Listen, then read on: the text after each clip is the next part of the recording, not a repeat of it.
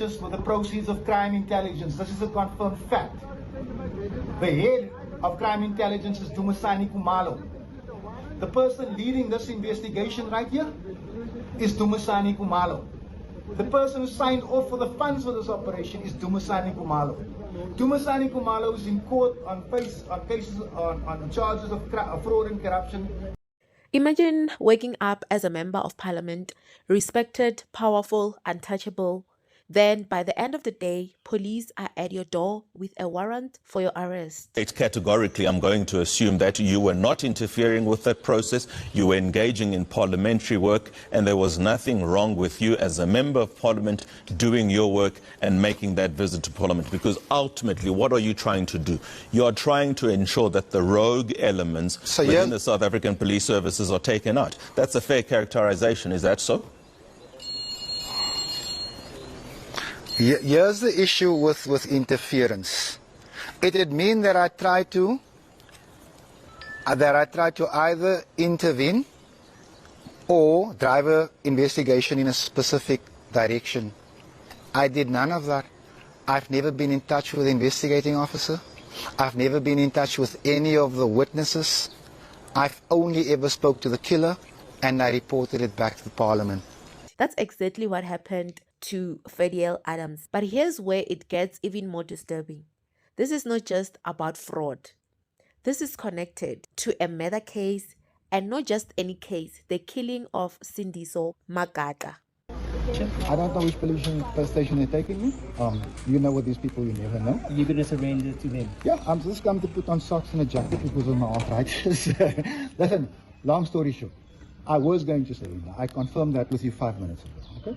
I just said we want to go to court tomorrow to test the validity of this business. Huh? They couldn't wait for that because they got lots to hide. I mean, ladies, they're not supposed to be on this premises. They know this. These people have no respect for law. I don't think South Africa understands the trouble that you're in. You have policemen acting with impunity. These people have torn up the Constitution. Who's got the warrant? The PKTT. I don't know who the PKTT are. They walk with masks. I've seen these policemen walk in now and told me, we need to come with you. I said, okay, cool.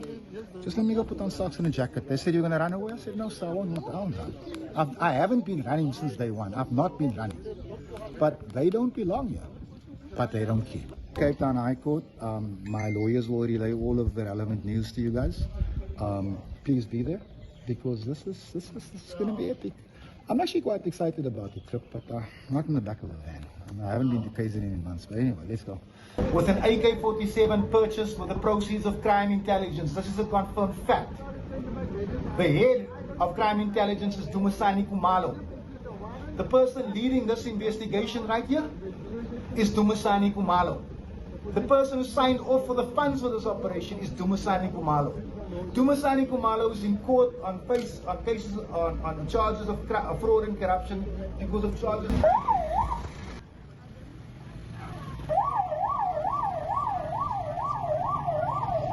So the big question is, what exactly did he do, and who is he trying to protect? According to reports, police arrived at the parliamentary village in Pelican Park, not for a visit, but for an arrest. Authorities had already issued a J50 warrant, meaning the court gave permission to take him into custody. And instead of resisting, Fadiel Adams handed himself over. Now think about that. A whole member of parliament walking into police custody. That doesn't happen every day, which tells you this situation is serious. And he's not just facing one charge. We're talking about fraud and defeating the ends of justice.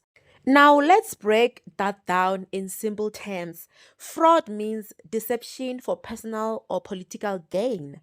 But defeating the cause of justice or the ends of justice, that's where things get dangerous. That means interfering with an investigation, hiding information, protecting someone who did something, or even manipulating evidence. So now the question becomes, what investigation was he interfering in? Do you understand the implications, should a court of law find you guilty, to what SAPS is alleging, and the political implications thereof? You know what? Forget the political implications, man. Can we focus on the criminal aspect? And can anybody tell me if there's indeed a criminal aspect? My attorney sitting with recordings, paperwork, that proves everything. Even the charges that they're bringing against me. Even the MP, let me rather get my book. Anyway. Do you feel like you're being targeted, Fadiel, because of your testimony in particular that came out in the ad hoc committee speaking to happenings within KwaZulu-Natal? Well, General Kumalo is the man I mentioned at the ad hoc committee. General Kumalo is the... Now, this is where the story takes a dark turn, because this case links back to the murder of Sindiso Magaqa. For those who don't remember, Magaqa was once a rising political figure, young, vocal, and fearless. But in 2017, he was shot in what may believe was a politically motivated attack. South Africa was shaken, and years later, many people still feel justice has not fully been served. Now suddenly, an MP is being accused of interfering in that investigation. But during our investigations, we then find out that Mr. Fadiel Adams has been going to prison to visit this hitman, taking down statements. At one point, the statements were all over social media. Now, in what capacity was Mr. Fadiel Adams visiting this particular hitman, knowing very well that there is a dedicated team that is investigating this particular case, knowing very well that Mr. Fadiel Adams has an instructing lawyer? He should have gone through his lawyer, because his lawyer obviously has all those statements and so on. In what capacity, really? Because he is not an investigator. He's not a member of the political killings task team that is already working on that particular case. So this is an opportunity really for Mr. Fadiel Adams to tell the court and to tell the nation what he was doing, visiting a convicted and sentenced hitman. Can you imagine? People are asking the same questions right now. Why would a member of parliament be involved in something like this? Who is being protected here? And how many powerful people are connected behind the scenes? Because let's be honest, really, when cases involve politicians, things are really simple.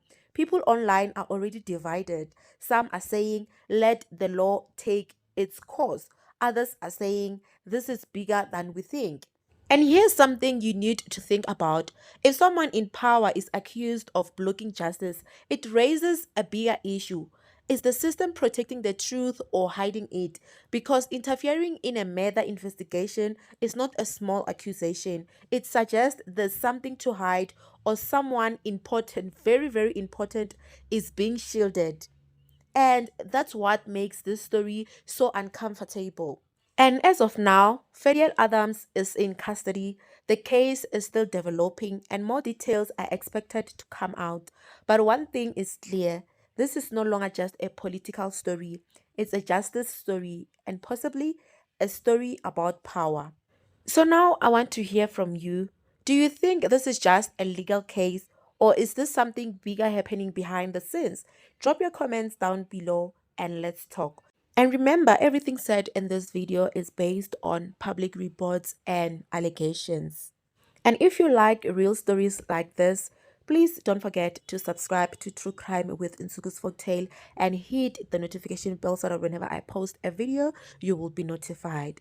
Do you believe justice will actually be served? Because the truth is always deeper than what we are told. And this is True Crime with Nsuku's Folktale. See you on the next case.